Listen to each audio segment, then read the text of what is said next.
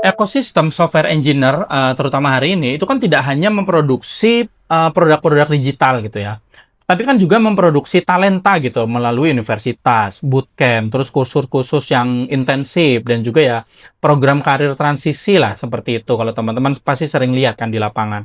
Jadi ketika profesi software engineer ini dipersepsikan gitu ya, dipersepsikan sebagai jalur percepatan ekonomi, ini yang jadi masalah gitu kan ya, maka permintaan terhadap pelatihan itu akan meningkat tajam. Itu teman-teman, pasti rasakan gitu, sekarang banyak banget gitu kan yang banyak membutuhkan bootcamp gitu loh. Nah, narasi seperti kayak misalnya gaji 2 digit dalam waktu singkat, terus juga remote global opportunity, terus juga transisi karir tanpa latar belakang teknis, itu tuh bukan semata klaim pemasaran aja gitu loh. Itu adalah refleksi dari ekspektasi kolektif terhadap ya imbal hasil tinggi di sektor digital, kira-kira seperti itu. Nah, secara ekonomi perilaku, ini tuh berkaitan dengan expected payoff bias, kira-kira seperti itu. Oke, jumpa lagi dengan saya Beken Magang, saya Humble, and keep the excitement Sula, like a newbie in town. Oke, di video kali ini kita kembali ke salah satu series di channel saya Beken Magang, itu adalah software dalam tekanan dunia.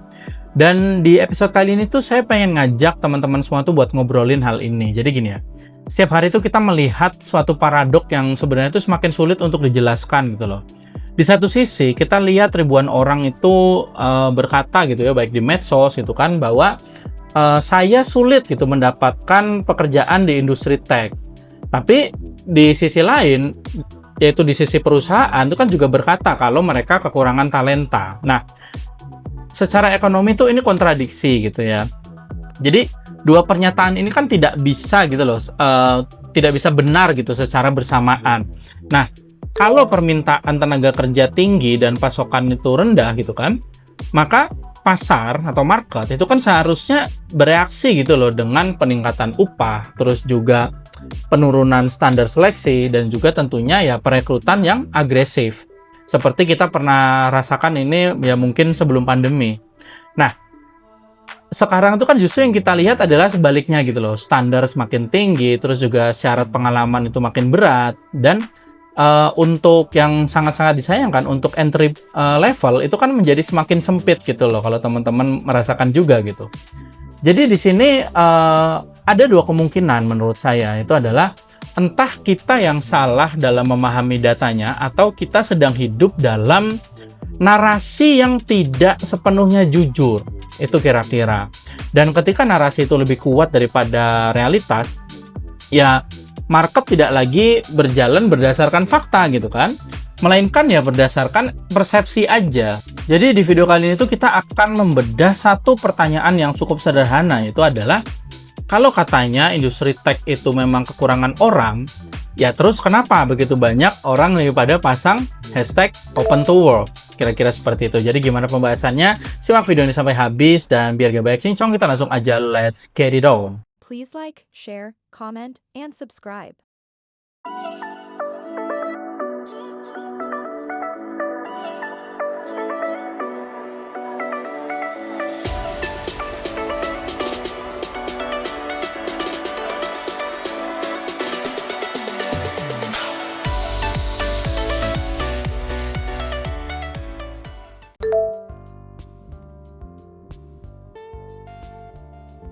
Oke, yang pertama tuh saya pengen ajak teman-teman ngobrol tuh tentang ya distorsi pasar dan tenaga kerjanya tentunya. Jadi gini, dalam ekonomi tenaga kerja ada suatu konsep yang sering disebut sebagai mismatch struktural, kira-kira seperti itu.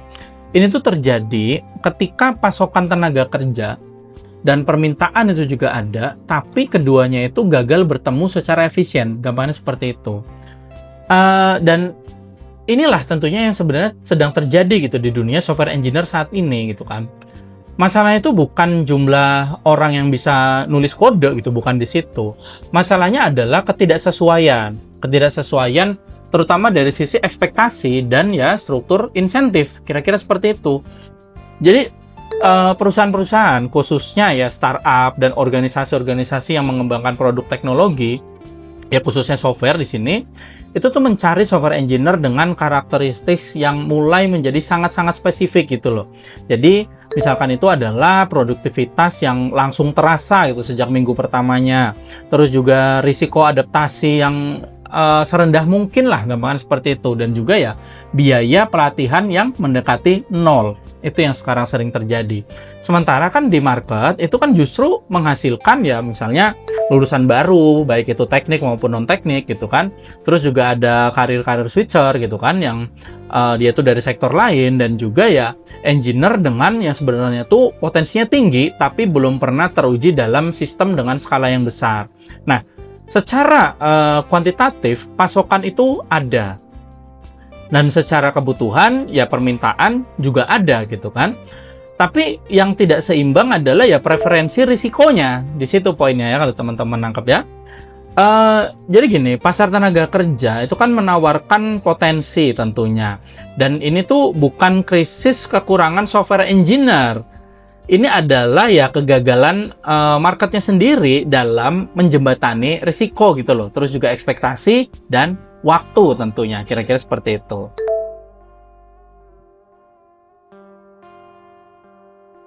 Nah, sekarang itu tentunya kita perlu jujur. Jadi gini, ekosistem software engineer, terutama hari ini, itu kan tidak hanya memproduksi produk-produk digital gitu ya. Tapi kan juga memproduksi talenta gitu melalui universitas, bootcamp, terus kursus-kursus yang intensif, dan juga ya program karir transisi lah seperti itu. Kalau teman-teman pasti sering lihat kan di lapangan. Nah, saya juga ingin menegaskan satu hal gitu loh. Jadi, pendidikan teknologi itu bukan masalahnya gitu loh.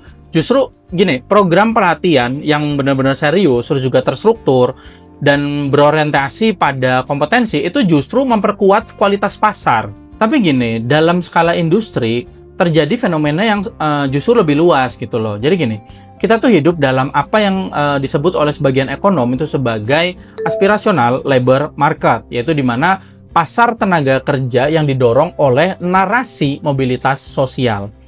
Jadi ketika profesi software engineer ini dipersepsikan gitu ya, dipersepsikan sebagai jalur percepatan ekonomi, ini yang jadi masalah gitu kan ya, maka permintaan terhadap pelatihan itu akan meningkat tajam. Itu teman-teman pasti rasakan gitu. Sekarang banyak banget gitu kan yang banyak membutuhkan bootcamp gitu loh. Nah, narasi seperti kayak misalnya gaji 2 digit dalam waktu singkat, terus juga remote global opportunity, terus juga transisi karir tanpa latar belakang teknis, itu tuh bukan semata klaim pemasaran aja gitu loh. Itu adalah refleksi dari ekspektasi kolektif terhadap ya imbal hasil tinggi di sektor digital. Kira-kira seperti itu. Nah, secara ekonomi perilaku, ini tuh berkaitan dengan expected payoff bias, kira-kira seperti itu. Jadi ini kecenderungan individu menimbang potensi keuntungan yang maksimum terutama itu kan lebih besar daripada probabilitas keberhasilannya, kira-kira seperti itu. Ya, tapi gini ya, peningkatan pasokan ini ya tidak otomatis diimbangi gitu loh oleh peningkatan kapasitas industri, di mana untuk menyerapnya gitu loh dan membina talenta-talenta baru. Jadi untuk permintaannya sendiri jangan tetap selektif gitu kan. Perusahaan tetap berhati-hati, terus juga proses seleksi tentunya ya tetap ketat-ketat aja gitu kan. Maka ketegangannya itu terjadi bukan karena pendidikan teknologinya itu salah gitu loh, tapi karena kecepatan produksi ekspektasi, di mana itu jadi tidak selalu sinkron gitu loh dengan kecepatan penciptaan posisi produktif, kira-kira seperti itu.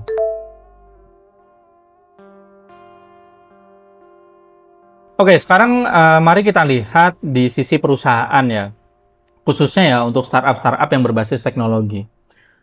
Dalam 1 dekade terakhir, kita tuh hidup dalam ya periode likuiditas global yang sangat longgar gitu loh. Jadi suku bunganya cukup rendah gitu kan, terus juga modal relatif murah, dan ya venture capital tuh agresif gitu loh dalam mencari pertumbuhan. Nah, dalam konteks seperti itu gitu kan, valuasi perusahaan tuh tidak selalu ditentukan oleh profitabilitas gitu loh, melainkan oleh ekspektasi pertumbuhan masa depan, kira-kira seperti itu. Jadi ya kayak misalnya pertumbuhan pengguna gitu kan, terus juga pertumbuhan revenue, dan yang sering terlupakan adalah pertumbuhan kapasitas teknis, kira-kira seperti itu. Nah, disinilah jumlah software engineer itu sering menjadi indikator sinyal. Jadi gini, headcount teknis itu dipersepsikan sebagai apa ya gampangnya itu proxy lah, sebagai proxy kemampuan scaling, gampangannya seperti itu. Jadi semakin besar tim engineeringnya, berarti semakin besar narasi kapasitas inovasinya, kira-kira seperti itu. Tapi tentunya struktur ini juga sangat sensitif gitu loh terhadap ya siklus moneter, kira-kira seperti itu. Jadi ya ketika suku bunganya itu naik dan cost kapitalnya itu meningkat, ya investor tuh tidak lagi mentoleransi ya burn rate yang tinggi gitu loh tanpa jalur profit yang jelas, gampangannya seperti itu. Jadi tentunya fokusnya itu bergeser gitu loh dari yang growth at all cost gitu kan menuju unit economic dan cash flow yang sustainability, kira-kira seperti itu. Jadi pada titik itu ya terjadi rasionalisasi lah, gampangan seperti itu. Jadi layoff itu bukan karena tiba-tiba engineer itu kehilangan kompetensinya gitu kan, tetapi karena sebagian kebutuhan tenaga kerja sebelumnya itu dibentuk oleh ekspektasi pertumbuhan yang optimistik, gambaran seperti itu. Jadi dengan kata lain itu seperti ini, sebagian permintaan untuk software engineer pada fase ekspansi itu bersifat cyclical lah, gambaran seperti itu, yaitu adalah tergantung kondisi pembayarannya atau tergantung siklus ekonominya, kira-kira seperti itu. Jadi bukan sepenuhnya struktural berdasarkan ya kebutuhan fundamental, kira-kira seperti itu. Dan ketika siklusnya itu berubah, ya narasi kekurangan talenta itu mengalami koreksi, gambarannya seperti itu.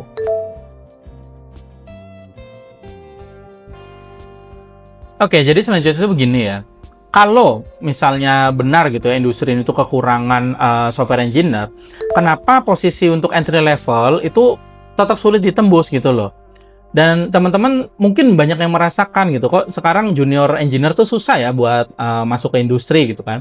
Ya penjelasannya itu bisa dilihat dalam kerangka transaction cost economics lah, kira-kira seperti itu. Jadi bagaimana organisasi itu berusaha minimalkan biaya koordinasi, pelatihan, dan juga risiko kegagalan ataupun kesalahan, kira-kira seperti itu. Jadi, merekrut engineer junior itu bukan hanya soal gaji.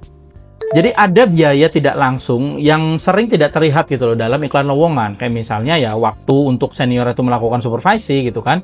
Terus juga ya resiko bug dalam sistem yang udah jalan di production gitu kan.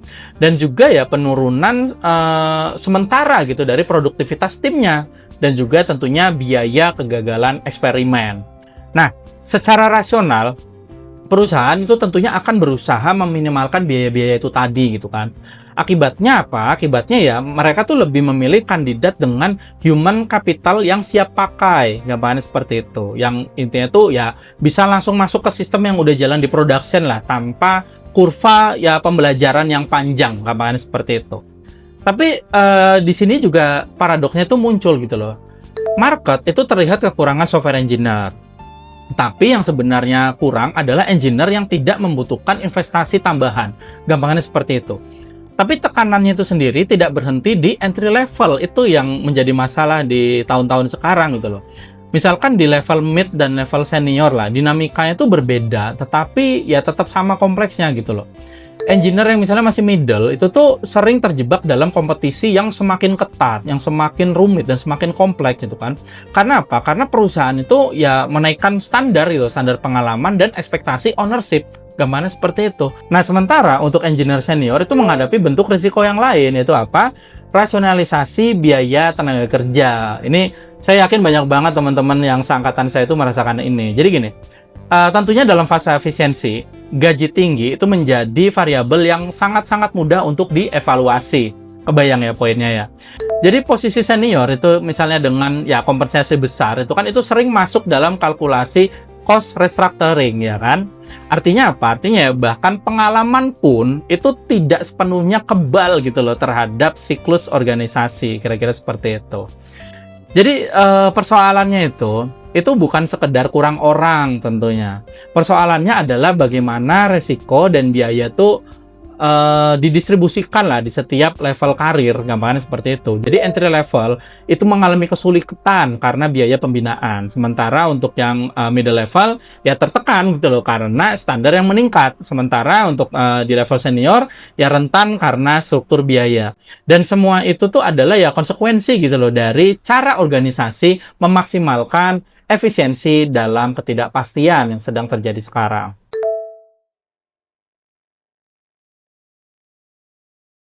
Nah, tentunya jadi timbul pertanyaan yang lain. Apakah ini krisis talentanya gitu kan? Ya tentunya tidak sesederhana itu gitu kan. Yang kita hadapi adalah kombinasi dari asimetri informasi, insentif yang terdistorsi, dan juga ya perubahan siklus pendanaan dan pertumbuhan gitu kan. Dan juga tentunya ya preferensi risiko dari perusahaan itu sendiri. Ya, dalam industri sendiri itu sering banget memakai kata kekurangan gitu loh untuk menjelaskan sesuatu yang sebenarnya itu jauh lebih kompleks. Padahal yang terjadi itu bukan sekedar kurang orang gitu loh, bukan sekedar kurang talenta. Yang terjadi adalah ya ketidaksesuaian antara ekspektasi, kemampuan, dan model bisnisnya itu sendiri.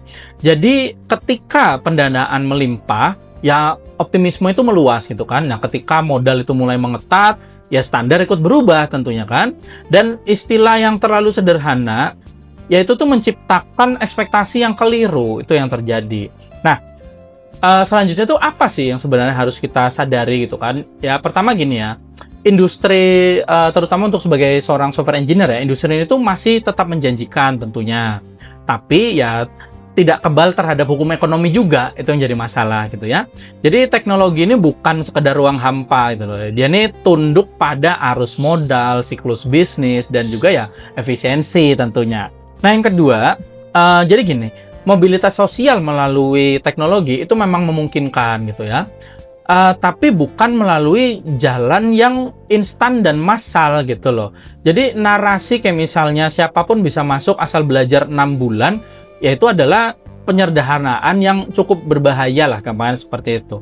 Ketiga, dan ini yang paling penting ya menurut hemat saya gitu.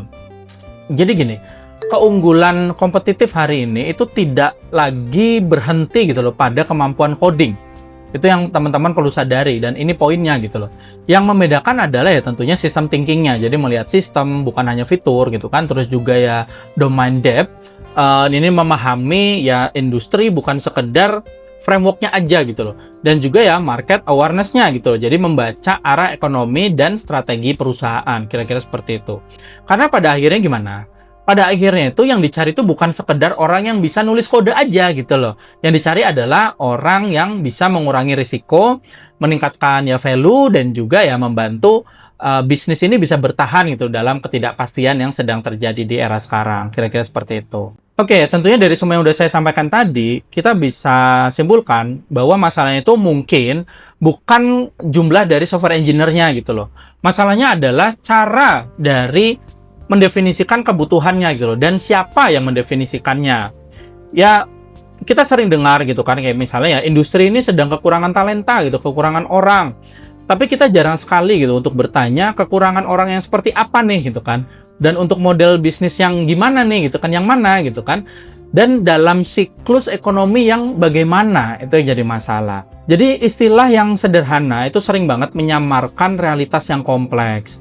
Dan ketika kompleksitas itu dipaksa menjadi slogan, ya yang lahir itu bukan kejelasan gitu loh, melainkan ya ilusi aja gitu. Mungkin industri sekarang itu tidak kekurangan talenta gitu kan.